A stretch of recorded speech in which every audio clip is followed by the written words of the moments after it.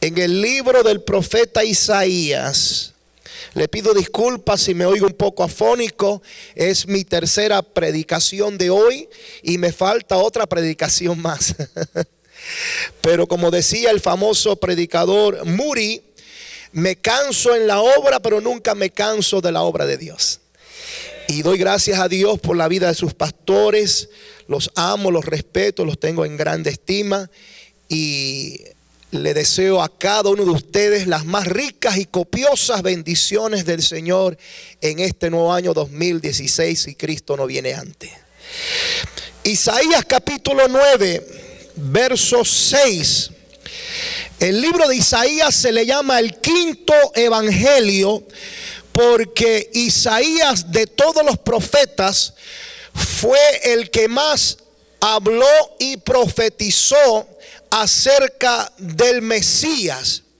Y aquí en el capítulo 9, verso 6, el vidente de Dios da una profecía acerca del natalicio o del nacimiento del Mesías. Y él dice así: para gloria, honra y exaltación del Padre, del Hijo y del Espíritu Santo. Porque un niño nos es nacido, hijo nos es dado, y el principado sobre su hombro. Y se llamará su nombre admirable, consejero, Dios fuerte, Padre eterno, príncipe de paz. Quiero hacer énfasis por unos minutos sobre el primer nombre o título que se le da al Mesías: admirable. La palabra admirable, según el diccionario de la Real Academia Española, significa algo de suma estima y de gran valor. Algo de suma estima y de gran valor. Todas las personas en esta vida se le puede hacer una semejanza, una comparación con otra persona. Pero Jesucristo es único. Él no tiene rival, Él no tiene contrincante. Jesús es inigualable. Cristo es admirable. Cierre sus ojos, incline su rostro. Vamos a orar. Eterno Dios, tú que extiendes los cielos y con tu palabra dominas la furia de la mar, con corazones reverentes, te suplicamos que te dignes una vez más en bendecir a tu pueblo colectivamente, pero más que nada individualmente. Señor, no dependo de mi fuerza, ni mucho menos de mis capacidades mentales. Dependo solamente de la ayuda y del poder de tu Santo Espíritu. Unge una vez más mis labios y estas cuerdas vocales, y yo me encargaré de darte a ti y solamente a ti la honra y la gloria. En el nombre de Jesús, nuestro Salvador, a quien adoramos con devoción y con reverencia. Y la iglesia del Señor responde afirmativamente con un fuerte amén. Pueden sentarse, amados. Muchas gracias.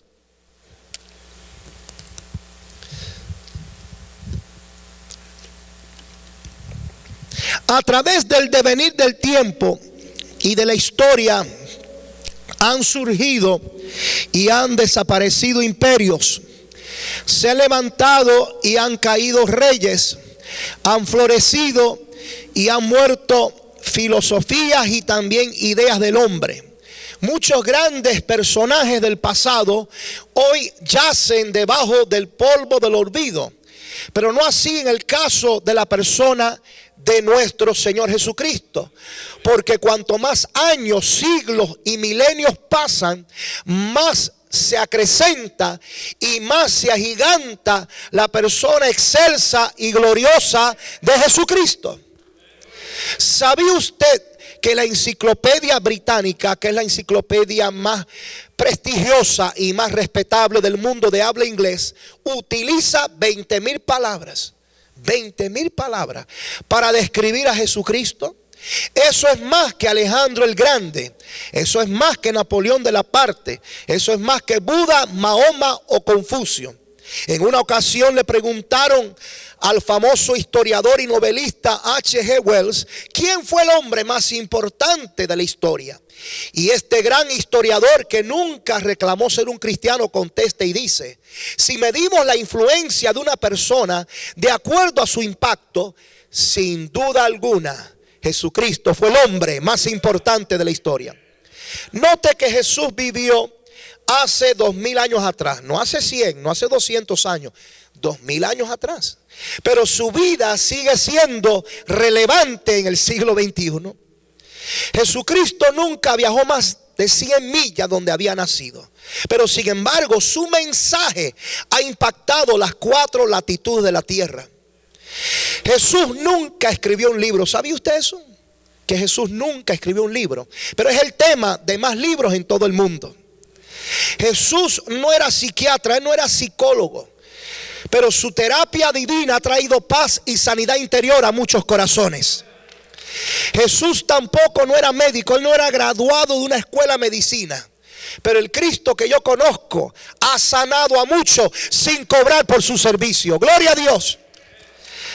Jesús nunca fundó un colegio, él nunca fundó una universidad, pero ningún maestro en la historia tiene tantos discípulos en todo el mundo que estudian cada domingo sus enseñanzas. Jesucristo nunca organizó un ejército, él nunca reclutó un soldado, él nunca utilizó armas belicosas, pero ningún general en la historia ha conquistado tantos pueblos y tiene tantos voluntarios en todo el mundo que están dispuestos a dar su vida por él. Jesús es la roca de la geología. Cristo es la estrella de la astronomía. Él es el cordero y el león de la zoología. Él es la rosa de la botánica. Jesús es mi rey. Jesús es mi salvador. Jesús es mi sanador. Jesucristo es único. Cristo es admirable. Bien, entremos al tema. Jesucristo es admirable en su nacimiento. Y cuando digo su nacimiento, lo digo con mucho cuidado y reservación teológica, porque Jesucristo es Dios, Él siempre ha existido. Él es el alfa, el omega. Cuando hablamos de su nacimiento, nos referimos a su encarnación. Lo que Juan menciona en su santo evangelio cuando dice que el verbo se hizo carne y habitó entre los hombres. Usted sabe por qué Jesús dejó su gloria y vino a nacer en un humilde pesebre o establo. ¿Por qué Jesús, siendo rico, se hizo pobre? Porque era necesario que el Hijo de Dios se convirtiera en los hijos de los hombres, para que los hijos de los hombres pudieran convertirse en los hijos de Dios. Por eso Jesús se humanizó.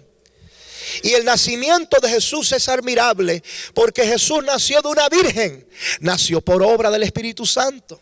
Y yo sé que hay muchos liberales, muchos modernistas, muchos incrédulos que niegan el nacimiento milagroso virginal de Jesucristo. Pero usted y yo, que creemos en la inspiración verbal de la Biblia, no dudamos que Dios se hizo carne y que nació en esta tierra a través de la obra del Espíritu Santo. Pero en caso de que usted tenga sus dudas, cuando usted lee Mateo da a entender que el nacimiento de Jesús no fue un nacimiento natural, sino que fue un nacimiento sobrenatural. Porque Mateo, cuando habla de la genealogía de Jesús, Mateo comienza desde Abraham. Y Mateo dice: y Abraham engendró a Isaac, Isaac engendró a Jacob, y Jacob engendró a Judas y a sus hermanos. Y continuamente Mateo repite esta palabra: engendró. Fulano engendró a Mengano, y así sucesivamente. Pero cuando Mateo llega a José, Mateo dice: y José, marido de María, y no utiliza la palabra engendró, dice: la cual le nació Jesús el Cristo, porque su nacimiento fue un nacimiento milagroso. Y humanamente hablando, este niño indefenso, cuando nace, asusta a un rey, estremece al rey Herodes. Y cuando se sabe que van a ser un rey en la tierra, un príncipe, se tocan trompetas, se organizan cortejos humanos, se hacen celebraciones. Pero cuando Jesús nació, lamentablemente el hombre no hizo nada aquí en la tierra, pero desde el cielo Dios despachó hacia la tierra una legión de ángeles para que formaran un coro angelical y le anunciaran unos pastores que vigilaban sus ovejas de noche, que en la ciudad de David había nacido el Salvador del mundo, el cual iba a traer paz y buena voluntad a los hombres. Y una estrella que radiaba una luz más brillante que las demás estrellas apareció en el oriente, porque Jesús es la luz del mundo. Él dijo: el que me sigue no andará en tinieblas, sino hallará la luz. Y obligatoriamente, aunque el mundo no acepte o no cree en Cristo, tiene que medir el calendario de acuerdo al nacimiento de Jesús. Porque nuestro calendario moderno que usamos, el calendario gregoriano, está basado en antes de Jesús nacer. En inglés se le llama BC, Before Christ, y 2015 años después de Cristo. O sea que no solamente Jesús es el centro de nuestra fe, también Jesús es el centro de la historia. Él es el centro del calendario, porque el nacimiento de Jesús fue un nacimiento trascendental, un nacimiento único, un nacimiento admirable. Gloria a Dios. También no solamente su nacimiento es admirable, también su nombre es admirable. Porque Dios le dio un nombre que es sobre todo nombre, para que en el nombre de Jesús se doble toda rodilla de los que están en el cielo, en la tierra y debajo de la tierra, y toda lengua confiese, incluyendo los ateos, incluyendo los comunistas, incluyendo el grupo ISIS terrorista islámico, que andan asesinando y decapitando a los cristianos en Siria. En el día del Señor, aunque no quieran, tendrán que doblar su rodilla y confesar: no Alá, no Mahoma, sino que Jesucristo es el Señor, a la gloria de Dios Padre. Aleluya. Y el nombre de Jesús es un nombre simple para pronunciar. Es un nombre de 2 sílabas, Jesús. No es un trabalengua como el nombre Nabucodonosor. No. Hasta un niño lo puede decir. Pero este nombre, que es simple de pronunciar, a la misma vez es el nombre más dulce que labios humanos puedan decir. Y cuando ese nombre se proclama con fe, con reverencia, con convicción, milagros y prodigios acontecen. Es por eso que los líderes religiosos en el libro de los Hechos, sagazmente, tratando de tener el avance de la iglesia primitiva, encarcelan a sus líderes principales, a Pedro y a Juan, y los azotan. Y tenían planes de matarlos, pero por temor al pueblo y por consejo del sabio Gamaliel deciden soltarlos. Pero antes de soltarlos, los traen y los presentan delante del Sanhedrín. Y el Sanhedrín era como la corte suprema del judaísmo. Era la crema nata, pero en realidad era la crema nada. Y les dicen: le pedimos encarecidamente que de hoy en adelante no hablen más en ese nombre. O sea, podían seguir cantando si querían, podían seguir ofrendando, podían seguir reuniéndose, pero no podían mencionar más ese nombre. Le pedían los líderes religiosos judíos. Y si me permiten parafrasear, es porque hemos visto cuando ustedes mencionan ese nombre, los enfermos se sanan, los demonios salen de la gente, el pueblo va detrás de ustedes, porque ese nombre tiene algo especial, ese nombre es diferente, ese nombre es admirable. También la muerte de Cristo es admirable, porque Él no tenía que morir, no era algo obligatorio. No era algo que Él no podía evitar. Él mismo lo dijo: nadie me quita la vida. No one takes my life away. Yo tengo poder para ponerla y tengo poder para volverla a tomar. La muerte de Cristo fue una ofrenda. Fue un sacrificio voluntario por usted y por mí. ¿Y sabía usted que en la muerte de Cristo el hombre cometió 7 clases de asesinatos o de homicidios? Se cometió el filicidio. Filicidio es cuando un padre mata a un hijo, y Jesús es el Hijo de Dios. Se cometió el fraticidio, cuando un hermano mata a otro hermano, y Jesús es nuestro hermano mayor. Se cometió el homicidio cuando se mata a un hombre, porque Jesús, aunque es 100% divino, también fue 100% humano. Eso usted lo aprende en el instituto bíblico. Se cometió el homicidio. Homicidio es cuando se mata una oveja, porque Jesús es el Cordero de Dios que quita el pecado del mundo. Se cometió el liberticidio, cuando se mata la libertad. Se cometió también el verbocidio, cuando se mata una palabra en gramática. Jesús es el verbo, es la palabra. Se cometió el reicidio, cuando se mata un rey, porque Jesús es Rey de reyes y Señor de señores. Y número 7, se cometió el diosidio. El diosidio, cuando se mata un dios. 7 clases de asesinato. Y cuando digo que la muerte de Cristo es singular, es diferente, no me refiero a la diferencia que existe entre la muerte de un cristiano verdadero comparada a la muerte de un inconverso. A través de los años, como ministro, Dios me ha permitido estar al lado de algunos creyentes antes de morir, y yo he visto cómo han muerto con una paz en su rostro, con una serenidad. Muchos testifican escuchar música angelical, otros dicen que ven ángeles. Y tal parece como que el cuarto del hospital se ilumina antes de que mueran. Pero en cambio también he estado al lado del lecho de algunos moribundos no cristianos que han muerto lamentablemente sin arrepentirse, sin aceptar a Cristo. Y yo he visto cómo han muerto con un terror en su rostro.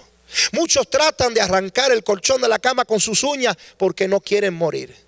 No me refiero a esa diferencia. Me refiero que la muerte de Cristo es diferente porque en su muerte Él nos dio vida eterna. En su muerte Él pagó la totalidad del pecado. Y a través de su muerte Él destruyó al que tenía el imperio de la muerte. Gracias por su gran entusiasmo. A su nombre. A su nombre. Gloria a Dios.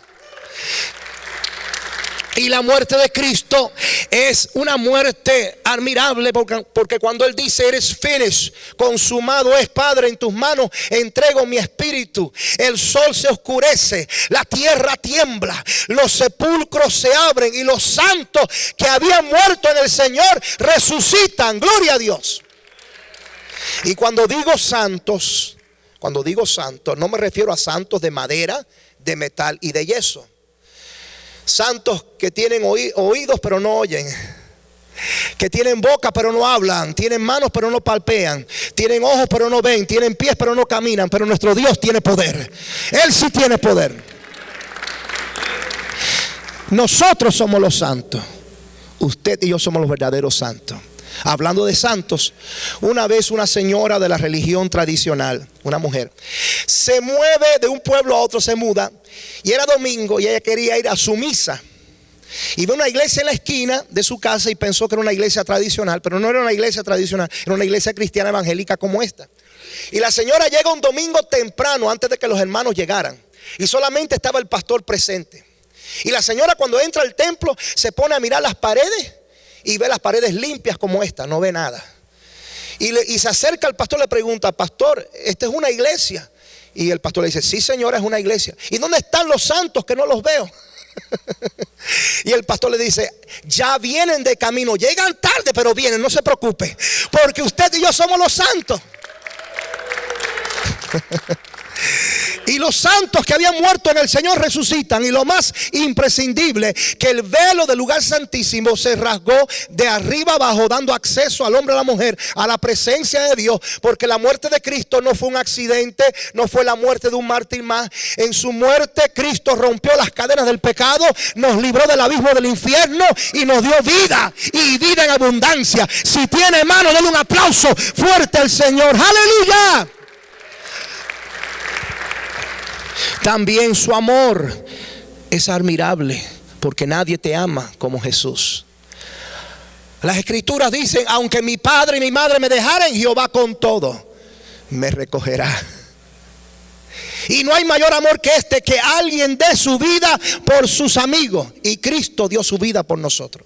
Y dice Cantar de Cantares: ni los ríos ni las muchas aguas podrán apagar su amor. Aleluya. Pero lamentablemente el amor del ser humano es un amor egoísta. El amor de Dios es un amor divino, es un amor ágape. Pero el amor del ser humano está basado en condiciones. Yo te amo si tú me amas. Yo te ayudo si tú me ayudas. Hay un dicho anglosajón que dice: yo te rasco la espalda si tú me rascas la mía. I'll scratch your back if you scratch my back. Pero el amor de Jesús no es así. El amor de Jesús es un amor sin condiciones. Que aunque usted sea rico o pobre, aunque usted sea blanco, moreno, negro de piel, aunque usted sea chaparrito, alto, flaco, obeso, aunque usted y yo le seamos infiel, Él permanece fiel, porque su amor es un amor admirable. Y si decimos que su amor es admirable, también tenemos que añadir e incluir que su perdón es admirable. Porque nadie te perdona como Jesús. El ser humano, aunque trate de perdonar, no puede olvidar, especialmente las mujeres. Una vez una pareja tenía problemas y van a pedir ayuda a un consejero matrimonial. Y el consejero matrimonial le pregunta al marido: ¿cuál es el problema de ustedes? Y el hombre le dice: el problema nuestro es que mi mujer es histórica. Es histórica. Y el consejero le dice, pero amigo, usted está confuso. Usted quiere decir que ella es histérica. No, no, doctor. Ella no es histérica. Ella es histórica porque siempre me recuerda el pasado. Histórica. Otra pareja llega a una iglesia enojados un domingo, y el pastor, iluminado por el Espíritu Santo, predica sobre el rapto y la venida de Cristo. Y en el cierre del sermón el pastor dice: si usted tiene algo en contra de alguien, si hay falta de perdón en su corazón, vaya y pida perdón y reconcíliese con su hermano, porque si viene Cristo en esta noche y no se ha reconciliado con su hermano, se puede quedar. Y dice la historia que ese día pasan los dos al frente al altar, la pareja, el hombre y la mujer, pasan al altar. Y en el altar el hombre mira a la mujer y le dice: te perdono, estamos en paz. I forgive you. Y la mujer lo mira para atrás y dice: sí, te perdono si Cristo viene esta noche. Si no viene, mañana seguimos, mañana continuamos. Pero si alguno está en Cristo, nueva criatura es. Las cosas viejas pasaron, he aquí todas son hechas nuevas. Siempre me he preguntado, pastor, ¿por qué dice las Escrituras que Dios escogió la más profunda mar para sepultar nuestros pecados?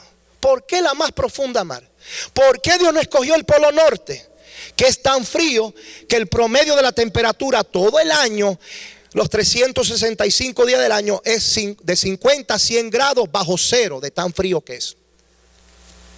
Porque en el año 1908, un explorador norteamericano llamado Roberto Perry fue el primer hombre en llegar al Polo Norte. Hubiera hallado y hubiera encontrado sus pecados y mis pecados. ¿Por qué Dios no puso nuestros pecados en la montaña más alta, la montaña Everest, que mide más de 30,000 pies de altura? Que los que logran subir a la cima, que son muy pocos, tienen que usar máscara de oxígeno por la altura de esa montaña. Porque en el año 1958 un escalador llamado Edmund Hillary fue el primer hombre en llegar a la cumbre de la montaña más alta de la tierra. Hubiera encontrado sus pecados y mis pecados. Entonces, ¿por qué Dios no puso nuestros pecados en el planeta Luna? En la Luna, que está a más de 250,000 de millas de la tierra. Porque como usted bien sabe, si estudia historia y ciencia y deja de ver tanta novela por televisión, que en el año 1969 un astronauta llamado Neil Armstrong fue el primer hombre en llegar a la luna. Hubiera encontrado sus pecados y mis pecados. Ahora entiendo por qué dice la Biblia que Dios escogió la más profunda mar para sepultar nuestros pecados. Porque el hombre ha conquistado las cúspides más altas de la tierra. El hombre ha conquistado hasta la luna.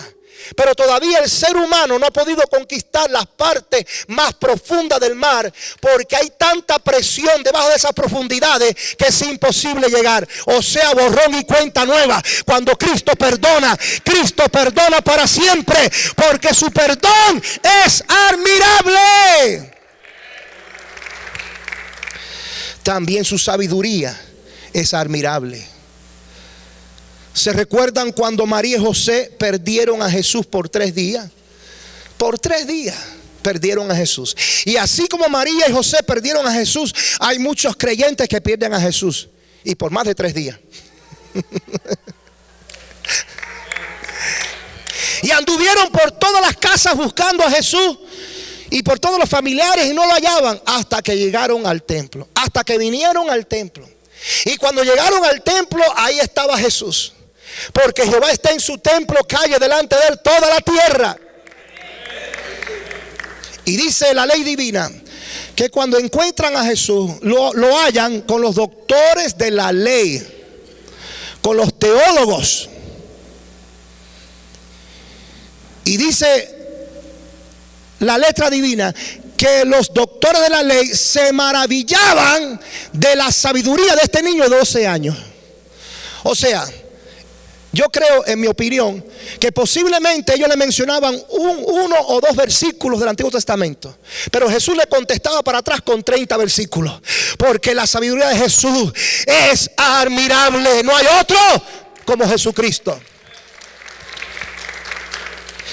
También su testimonio, su conducta de Jesús es admirable.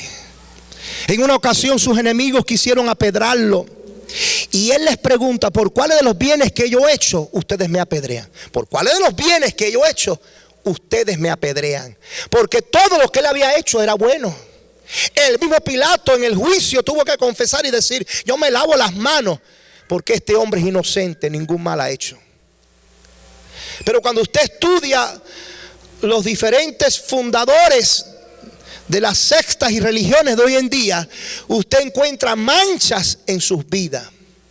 Por ejemplo, Russell, el fundador de los Testigos de Jehová, ¿sabía usted que fue llevado a los tribunales de Estados Unidos y encontrado culpable por fraude?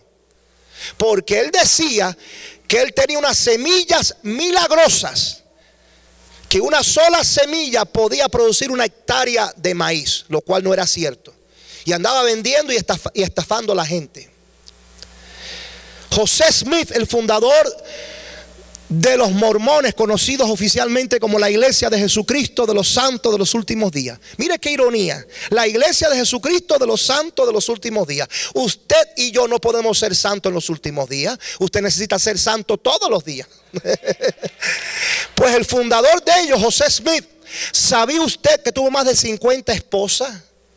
Y esto no es invento mío, esto no es calumnia de un evangélico. Hasta los mormones saben que su fundador tuvo más de 50 esposas. Eso está en los libros históricos. O sea, José Smith practicó la poligamia. Pero para serles sincero, él era más que un polígamo. José Smith era un adúltero. Un adúltero lo que era. Y tuvo muchos hijos. Mahoma, el fundador de los musulmanes, tuvo varias esposas, pero Mahoma tenía niñas de esposa. Niñas de 9, de 8 y hasta de 7 años. O sea, Mahoma era un pedófilo. En inglés se le llama pedophile. Era un abusador sexual de niñas. Ese es el fundador de los musulmanes, un abusador sexual de niñas. Y cuando usted estudia la religión tradicional, usted encuentra que en el siglo medio hubo una época llamada la Santa Inquisición, que de santo no tenía nada, donde torturaban y mataban a los que se oponían a la autoridad del Papa y a las dogmas y enseñanzas de la iglesia tradicional. Y la mayoría que murieron en la Inquisición eran protestantes. Y yo he visto en los museos los instrumentos de suplicio y de tortura que usaban en aquel entonces. Había una cama donde acostaban las víctimas y las amarraban por los pies y por las manos, y con una palanca los iban estirando paulatinamente, poco a poco, rompiéndole los huesos del cuerpo, las coyunturas. O sea, el que era chaparrito, ahí podía crecer un poquito más. Pero cuando usted estudia la vida de Jesús fue diferente. Fue una vida de amor, una vida de misericordia, una vida de justicia, una vida pulcra, una vida santa. Porque no hay otro como Jesús. Aleluya. Y yo sé que no somos perfectos. Yo sé que cometemos faltas y errores, y yo soy el primero. Pero el que dice que está en él debe de andar como él anduvo. El que dice que está en él debe de andar como él anduvo. La palabra cristiano quiere decir seguidor o imitador de Jesús. Si usted no va a imitar a Jesús, no se llame cristiano. No deshonre ese nombre. Dice la historia que Alejandro el Grande había conquistado un pueblo y estaba durmiendo de noche, pero se desvela y decide caminar por el campamento. Y encuentra a uno de sus soldados que tenía que estar vigilando, era el centinela, lo encuentra dormido en su puesto. Y Alejandro el Grande se le para al frente y le dice: despierta. Y cuando el soldado despierta y ve que es Alejandro el Grande, el rey, comienza a temblar y dice: rey, perdóname, solamente me dormí por 5 minutos. Y el rey le dice: tú no sabes que en esos 5 minutos los enemigos podían haber entrado y podían haber matado a tus compañeros y a tu rey. ¿Tú sabes cuál es la sentencia de un soldado que se queda dormido en su puesto? La pena, la sentencia es muerte. Tú mereces morir. Y el soldado dice: no, rey, perdóname, no lo vuelvo a hacer. Y el rey sintió compasión y le dijo: está bien, no te voy a matar. Pero ¿cuál es tu nombre? What's your name? Y el soldado le dice: me llamo Alejandro. ¿Cómo que Alejandro? ¿Cómo se atreve a llevar mi nombre? Un soldado tan negligente, tan flojo, que se llame como su rey. Es imposible. Y le dice: o cambias tu conducta o cambias de nombre. ¡Aleluya! O cambias tu mal conducta o déjate de llamarte cristiano. Palabra de Dios, a su nombre. Gloria a Dios. No solamente el nacimiento de Jesús es admirable, no solamente su nombre, su muerte, su amor, su perdón, su sabiduría, su conducta es admirable, también su servicio es admirable. Jesús dijo: yo no he venido para ser servido, sino para servir. ¿Usted sabe quién es el más grande en el reino de Dios? No es el que predica en televisión, no. No es el que predica en radio tampoco. No es el que llena los estadios de multitudes. Do you know who is the greatest in the kingdom of God? Se lo voy a enseñar. ¿Quién es el más grande en el reino de los cielos? Hermanito, venga acá. Usted, siéntese aquí, en la escalera, mirando al pueblo. Le voy a enseñar quién es el más grande. Levánteme un pie. Oh, me gustan sus zapatos, están bonitos. Este es el más grande. El que le lava los pies a su hermano, el que sirve a su prójimo, el que se humilla, el que es un siervo. Ese es el más grande en el reino de los cielos. ¿Cuántos siervos y siervas del Señor hay aquí en esta tarde? ¡Aleluya! Levante su mano y adore a Dios. Gracias, hermano, gracias. Fueron $10, hermano.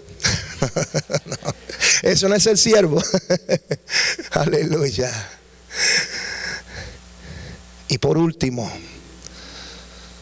su poder es admirable. Jesús dijo: toda potestad me es dada en el cielo y en la tierra. Y San Pablo dijo: no me avergüenzo del evangelio, porque es poder de Dios. Me gusta la historia de cuando Jesús y sus discípulos cruzaban el mar de Galilea, también conocido como el lago de Tiberias, porque en realidad no es un mar, es un lago grande en Israel, pero le llaman mar, el mar de Galilea. Y cuando ellos iban cruzando el mar de Galilea, dicen los evangelios que se levantó una gran tempestad. Y las olas azotaban la barca, los vientos eran huracanados y las inclemencias del tiempo eran malas. Y los discípulos, que eran la mayoría hombres del mar, pescadores, temieron que iban a perecer de tan severa que era la tormenta. Y van y llaman a Jesús, porque Jesús iba en la barca con ellos, iba durmiendo, porque Jesús como humano se cansaba. Y Jesús aprovechó esa ocasión, que no tenía que predicar, que no tenía que orar por nadie. Aprovechó el cruce para descansar. Pero como dice Cantar de Cantares, yo dormía, pero mi corazón velaba. Y llaman a Jesús y lo despiertan y le dicen: maestro, ¿no tienes cuidado de nosotros que perecemos? Y la respuesta es sí. Jesús siempre tiene cuidado de nosotros, claro que sí. Y Jesús se pone en pie y le dice: hombre de poca fe. Y Jesús mira el viento, no sé lo que vio en el viento, pero lo miró. Y mira las olas embravecidas del mar y le habla al viento y a la mar. O sea que el viento y la mar tienen oídos. Y los reprende y le dice: calla, enmudece. Y dice los evangelios que vino una gran bonanza. Bonanza en castellano quiere decir una gran paz, una gran quietud. Y los discípulos quedaron estupefactos, maravillados, y se miraban los unos a los otros y decían: ¿quién es este hombre? Who is this man? ¿Quién es este hombre que aún, esa palabra aún es indefinida? ¿Quién es este hombre que aún los vientos y la mar le obedecen? Aleluya. O sea, ellos conocían a Jesús ya como proveedor, porque lo habían visto multiplicar los panes y los peces. Lo conocían como sanador, porque lo habían visto sanar leprosos, levantar cojos, darle vista a los ciegos. Lo conocían como Salvador porque lo habían visto transformar la vida de Zaqueo, de Marta y de otros individuos más. Pero ahora necesitaban conocerlo como el Señor de las tormentas. Y yo no sé cuál sea la tormenta que usted esté pasando en este día. Quizás sea una tormenta económica, quizás sea una tormenta física, quizás sea una tormenta familiar, migratoria. No sé cuál sea la tormenta espiritual que usted esté atravesando. Pero oiga bien, en este día Jesús quiere que usted lo conozca no solamente como proveedor, no solamente como sanador, no solamente como salvador. El Señor quiere que en este día usted lo conozca como el aplacador y disipador de las tormentas, porque su poder es admirable. Recuerdo años atrás, pastor, en una conferencia de pastores, escuché a Ralph McPherson, el hijo de la fundadora de la iglesia del Evangelio Cuadrangular, Aimee Semple McPherson. El hijo de ella, Ralph, fue el sucesor de ella después que ella murió, y continuó con la obra, y fue un hombre muy usado por Dios, un gran administrador. Y recuerdo escuchándolo en una conferencia, él compartió una anécdota cuando él era un niño. Cuando él era un niño, él y su hermanita iban con su madre por todos los Estados Unidos predicando. La madre llevaba una carpa, jalaba una carpa en una traila y vivían prácticamente en el carro. Estamos hablando de los años 1920. Una mujer viuda con 2 hijos y también llevaba a la madre con ella. Iban de pueblo en pueblo poniendo carpa. Y un día Ralph McPherson estaba jugando dentro de la carpa. Era de día, no había culto. Y había una madera, un 2x4 con un clavo oxidado para arriba. Y Ralph McPherson estaba descalzo. Era un niño como de 8 años. Y sin querer él pisa el clavo con la planta de su pie. Y el clavo le atraviesa la planta del pie. Y en aquel entonces no había tétano como hoy en día. No había antibióticos como hoy en día. Y imagínense el dolor, el niño comenzó a llorar y la sangre el pie comenzó a sangrar. Y llama a su mamá, que estaba orando, y la mamá viene y le dice: no te preocupes, hijo, eso no es nada. Jesús te va a sanar. Y le pone la mano encima de la planta del pie. Y cuando Aimee Semple McPherson le quita la mano, la herida había desaparecido. ¡Gloria a Dios! Ese es el poder admirable de Jesús. Ese es el poder admirable de Jesús. Estaba predicando en Chicago, Illinois. Y estábamos en un templo así americano con un techo alto como este. Y una hermana que le habían encontrado tumores cancerosos en uno de sus senos, si no me equivoco era su seno derecho, pasó al frente para que oráramos por ella. Pero ya le habían hecho una operación, ya le habían hecho una mastectomía, le habían quitado el seno. Y oramos por ella para que el cáncer no se le regara por el resto del cuerpo, no le volviera a surgir en otra parte. Y digo a propósito en plural, oramos. No en singular, sino en plural. Oramos por ella. Porque yo no fui el único. Habían otros pastores en la plataforma que me ayudaron a orar. También la iglesia se unió a la petición. Y más que nada, Cristo es el que hace el milagro. La gloria y la honra la remitimos siempre a Jesús. Y oramos por ella. Después que oramos por ella, el poder de Dios cayó sobre ella como un trueno. Y la hermana cayó para atrás al suelo, al piso, fulminada por el poder de Dios. Y cuando ella cae al suelo, ella pierde la conciencia. Y nos contó después, nos platicó después, que cuando ella cayó al suelo, su espíritu, su alma salió de su cuerpo y comenzó a subir en el aire y llegó hasta el techo de ese templo. Pero ella veía su cuerpo tendido y tirado en el altar. Y de repente, mientras ella está en el aire, ella ve 2 ángeles con vestiduras resplandecientes que entraron por la puerta de esa iglesia. Oh my God. y vinieron caminando hasta el altar. Y un ángel se paró a su derecha, el otro ángel se paró a su izquierda.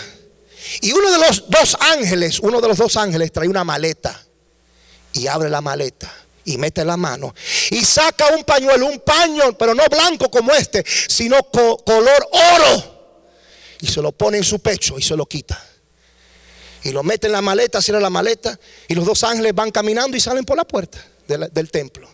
Y cuando los dos ángeles salen de la iglesia, el espíritu, el alma de la hermana regresa a su cuerpo, y la hermana despierta y se pone en pie y dice: un milagro ha sucedido, Dios me ha tocado.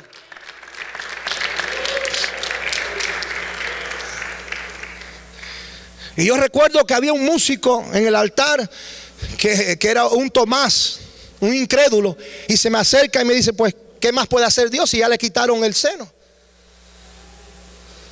What more can God do? They already took her breast off. Pero esa noche, cuando ella regresa a su casa y se mira en el espejo y se desviste, con todo respeto a las damas, en vez de tener un seno, tenía dos senos. Dios había hecho un milagro creativo, porque ese es el Cristo que le predicamos, un Cristo que convierte lo imposible en posible. Un niño nos es nacido, hijo nos es dado, y su principado sobre su hombro, y llamará su nombre admirable, consejero, Dios fuerte, Padre eterno, príncipe de paz. Las Naciones Unidas no pueden traer paz, Barack Obama no puede traer paz, ningún político puede traer paz, pero solo Cristo puede traer una paz que sobrepuja todo conocimiento y sabiduría humana, porque Él es el príncipe, el autor, el rey de la paz. Póngase de pies. Bendito Dios.